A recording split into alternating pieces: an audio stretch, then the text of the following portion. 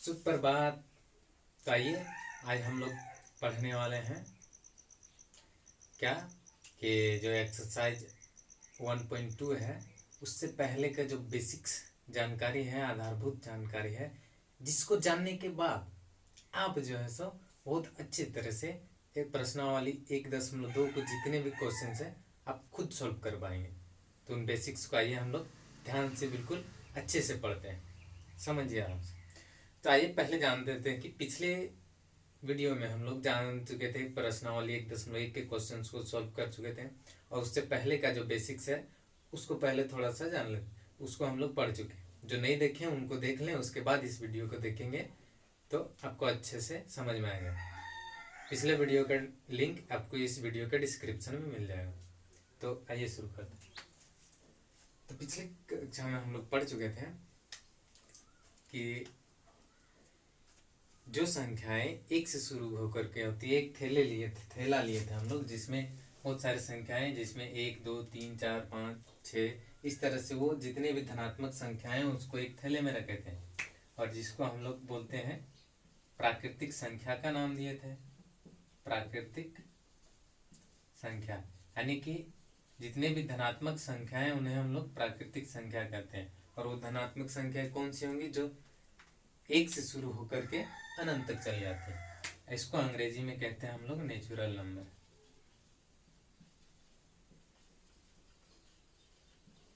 और इसको हम लोग फिर कैपिटल एन से सूचित करते हैं। उसके बाद क्या किए थे कि इस तरह के जो जितने भी धनात्मक संख्याएं थे उस थैले में, वो एक थैले में क्या किए, धनात्मक संख्याएं तो जितने भी थे इसमें वो भी इसमें रहेंगे, लेकिन उस थैले में क्या एक्स्ट्रा आ गया है? जीरो। जीरो देख सकते हैं, ये एक्स्ट्रा आ जाता है। तब उसको हम लोग बोलते हैं, उस थैले के इस तरह का जो संग्रह प्राप्त होता है उसको हम लोग बोलते हैं पूर्ण संख्या।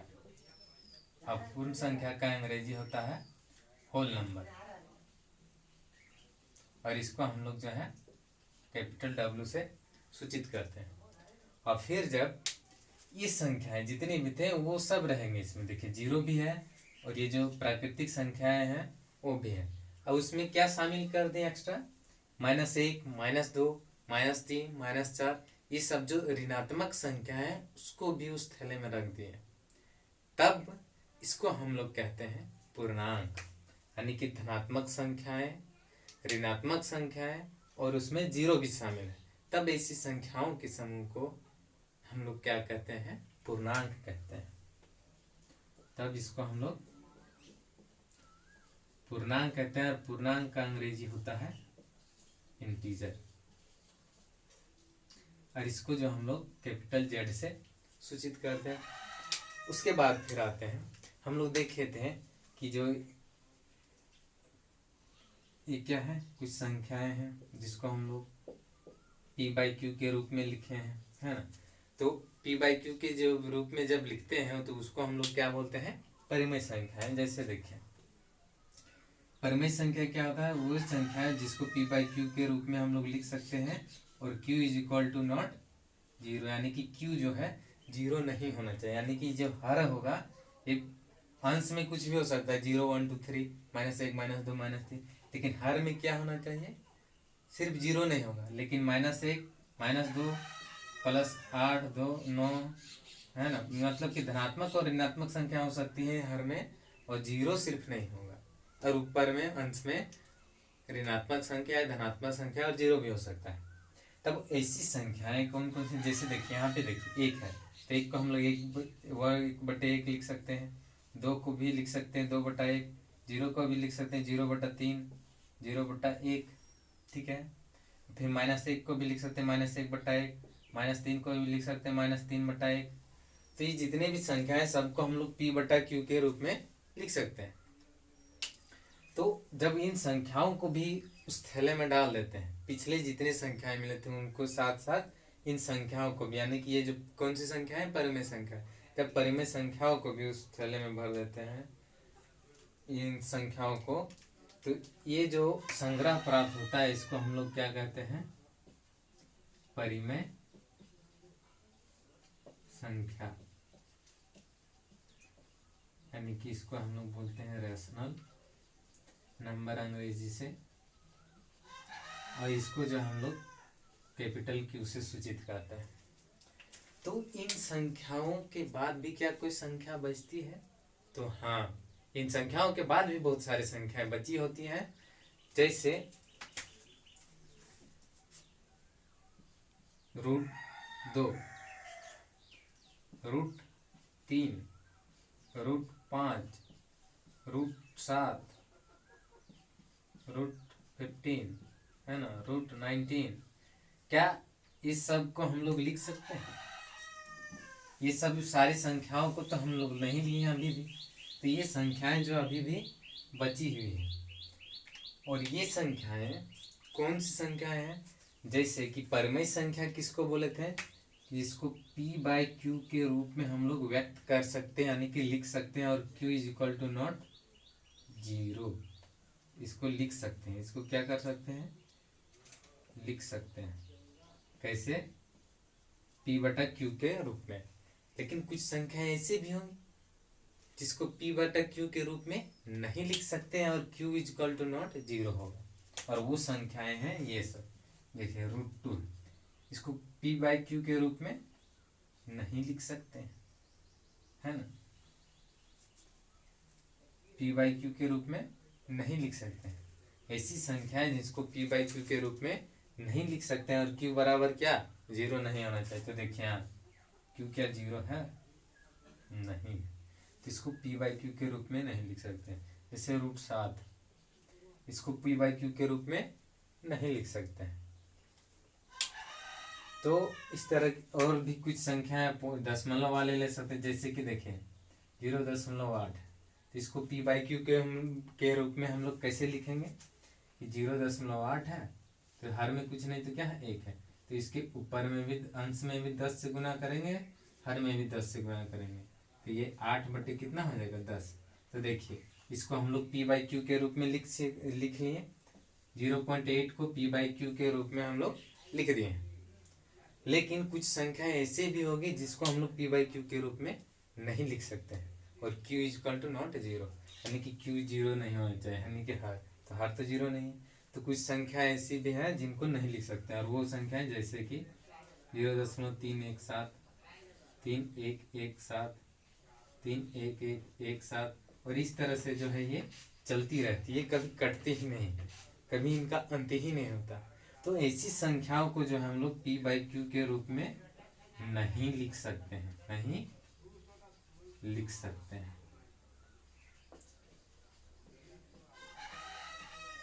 इसको p/q के रूप में नहीं लिख सकते हैं। और ये संख्या जो ये संख्या ये लोग को भी, इन संख्याओं को भी, और इस तरह के दशमलव वाले संख्याओं को भी जो है हम लोग p/q के रूप में नहीं लिख सकते हैं। और ये सब संख्याओं को भी जब इस थैले में भर देंगे, यानी कि ये सब तो इसमें रहेंगे, जैसे -1, -2, -3, -4, है ना, 0, 1, 2, 3, 4, 5, और फिर 1/2, 3/7, -8/9। और इन संख्याओं के साथ साथ इस थैले में कौन सी संख्याएं आ जाएंगे? इस थैले में जो है वो संख्याएं भी आ जाएंगी जिसको जो है p/q के रूप में हम लोग नहीं लिख सकते हैं, यानी कि ये सब 0.013, अच्छा 3 है ना, कुछ भी लिख सकते हैं हम लोग, जरूरी नहीं उसी को लिखें, बस ये समझ में आया आपको, इसलिए हम इसी को लिख रहे हैं। 3.117, 3.117, इस तरह की बहुत सारे संख्या होंगी, जैसे 0.3219, 3212219, 32219, इस तरह से ये चलता रहेगा।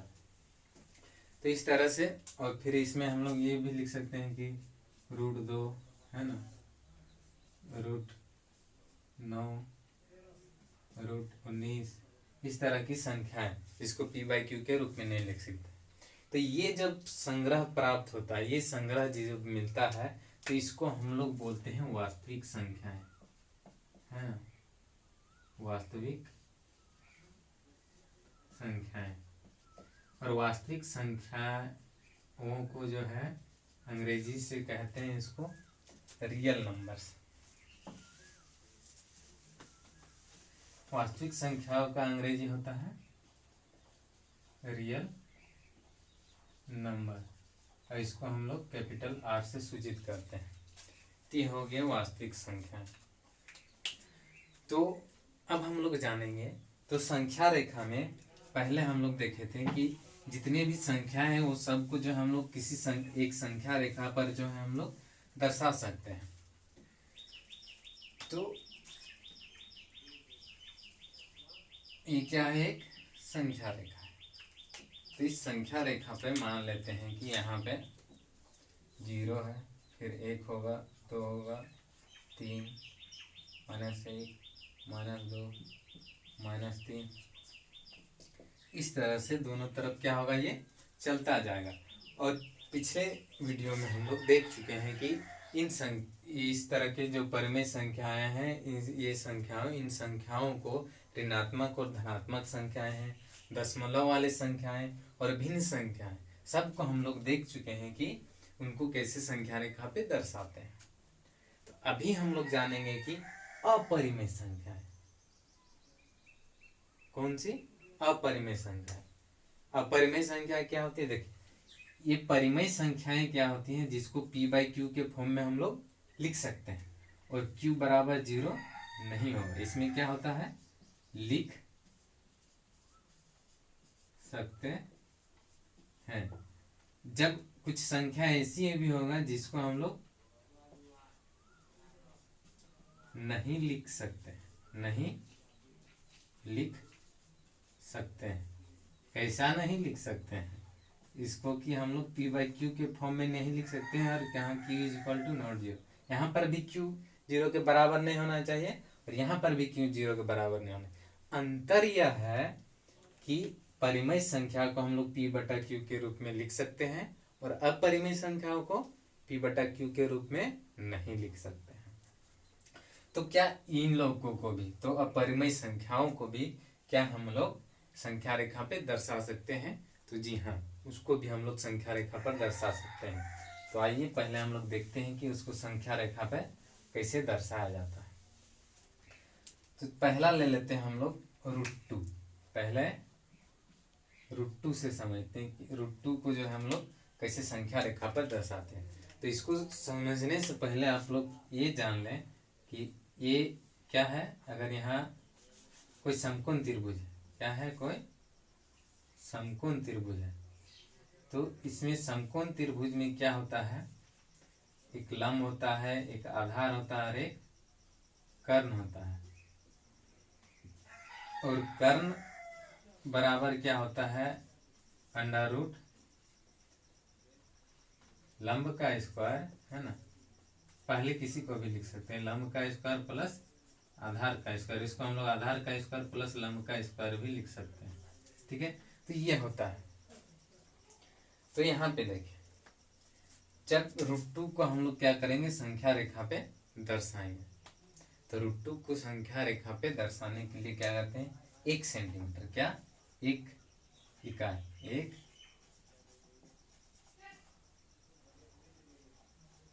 1 इकाई, या फिर इसको हम लोग कह सकते हैं कि एकक लंबाई, है ना।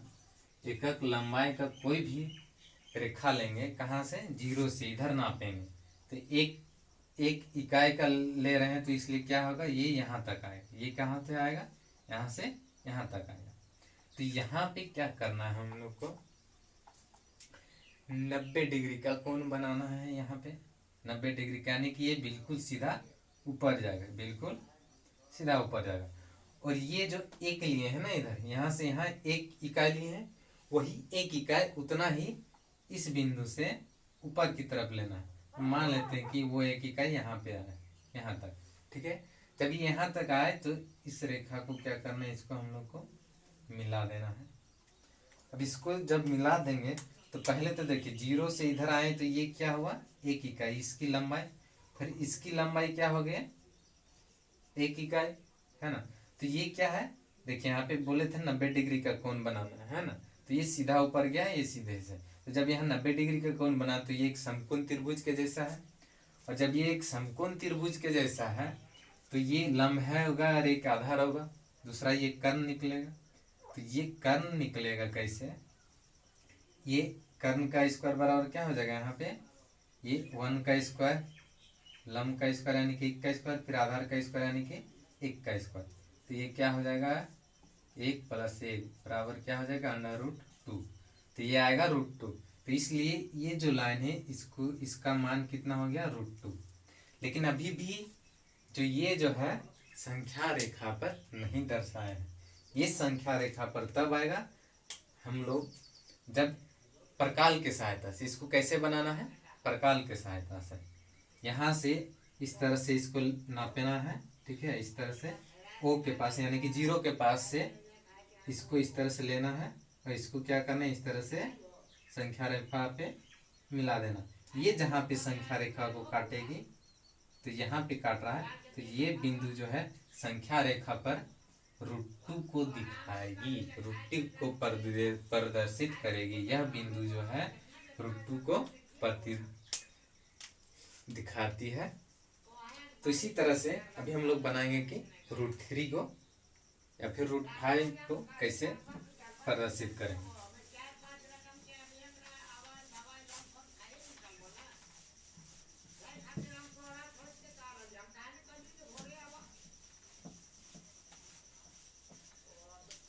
बहुत ही आसान है, एकदम सरल तरीके से हम लोग पढ़ेंगे। जिसको भी समझ में नहीं आए बार बार देखें वीडियो को और समझें। बार बार हम इसलिए नहीं बोलेंगे क्योंकि ये वीडियो लेक्चर है, तो आप लोग पीछे करके बैक करके देख सकते हैं। बार बार बोलने से वीडियो लंबा हो जाएगा। तो ठीक है, तो एक संख्या रेखा बना लेते हैं।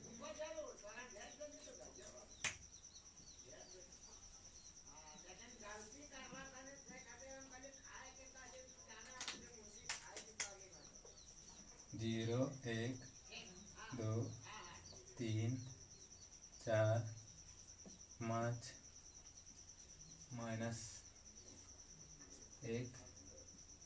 -2, -3, इस तरह से चलता जाए।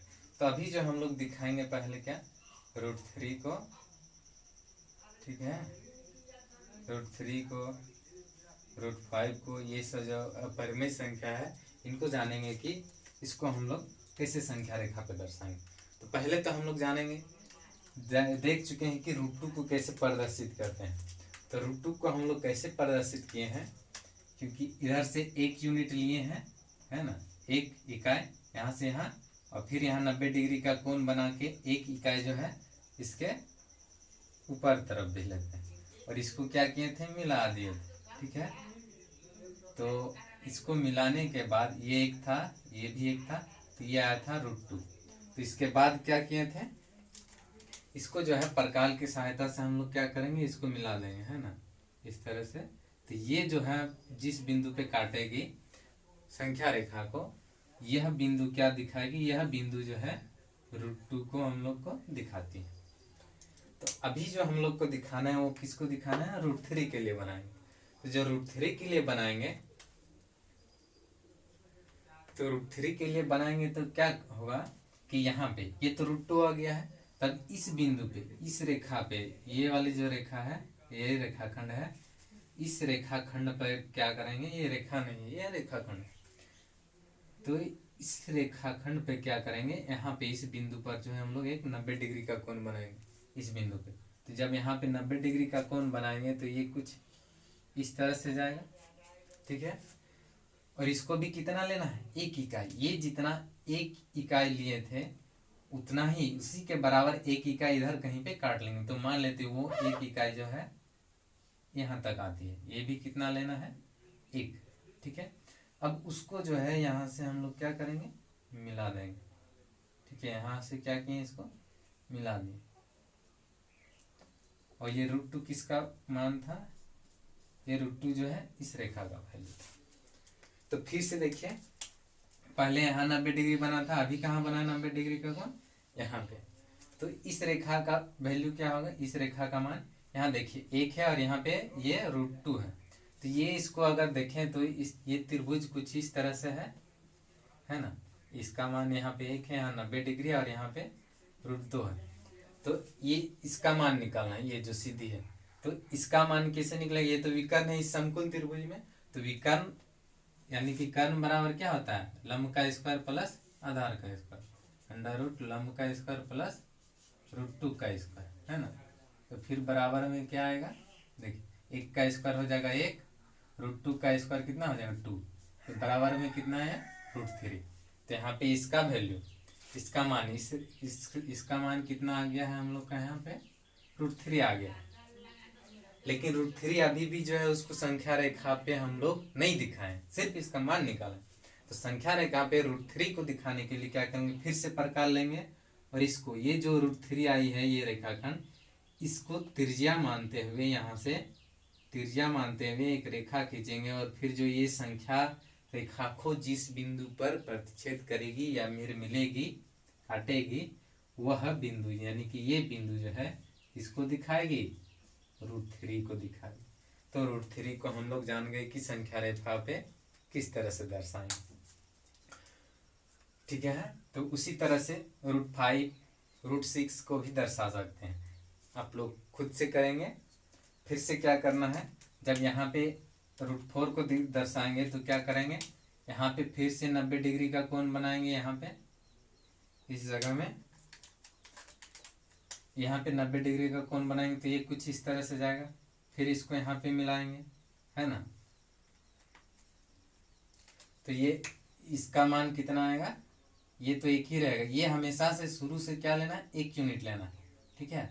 इसको हमेशा क्या लेना है, 1 यूनिट लेना है। यहाँ पर भी 1, यहाँ पर भी 1, यहाँ पर भी 1। तो यहाँ 1 लिए तो देखिए अभी इसका क्या मान निकलता है।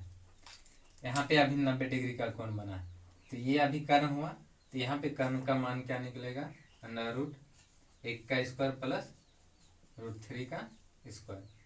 तो यहाँ पे देखिए 1 + 3 कितना आ गया, √4। तो इसलिए √4 को फिर उसको यहाँ से मिला देंगे तो वो संख्या रेखा पे √4 को दिखाएगा। उसी तरह से फिर से क्या होगा, हम लोग को √5 को दिखाना रहेगा। तो √4 को दिखाने के बाद ही जो हम लोग √5 को दिखा सकते हैं। फिर यहाँ 90 डिग्री का कोण बनेगा तो ये कुछ इस तरह से आएगा। फिर इसको यहाँ से मिलाएंगे। तो हम लोग देख चुके हैं कि इसका ये जो था ये क्या था, √4 था। अब फिर से इधर कितना लिए हैं, 1 यूनिट। यहाँ पे क्या लिए हैं, 1 यूनिट। हमेशा 1 यूनिट यानी कि 1 इकाई लेना है। तो यहाँ पे 90 डिग्री का भी कोण बना है, तो ये वाला जो रेखाखंड निकालना पड़ेगा। तो ये क्या है, कर्ण है इस समकोण त्रिभुज में।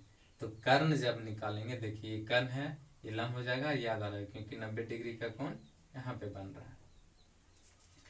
तो फिर से क्या हो जाएगा, √1 का स्क्वायर प्लस √4 का स्क्वायर। तो ये कितना हो जाएगा, 1 + 4 यानी कि कितना हो गया, √5। तो ये जो आया ये कितना आ गया, √5। फिर इसको क्या करेंगे हम लोग, इस तरह से यहाँ से इसको त्रिज्या मानकर प्रकाल से क्या करेंगे, यहाँ से मिलाएंगे और इस तरह से करके खींच देंगे। तो ये जहाँ पर भी संख्या रेखा को प्रतिच्छेद करेगी वो क्या हो जाएगा, √5 को दिखाए। तो ऐसे हम लोग दिखाते हैं। तो ठीक है, इतने ही बेसिक्स की जरूरत थी, जो कि प्रश्नावली 1.2 के जितने भी क्वेश्चन है उनको आप बना पाएंगे, ठीक है। तो मिलते हैं आप फिर नेक्स्ट वीडियो में। जय हिंद, जय भारत, मस्त रहे, पढ़ते रहे। अगले वीडियो में हम लोग प्रश्नावली 1.2 के प्रश्नों को सॉल्व करेंगे। धन्यवाद।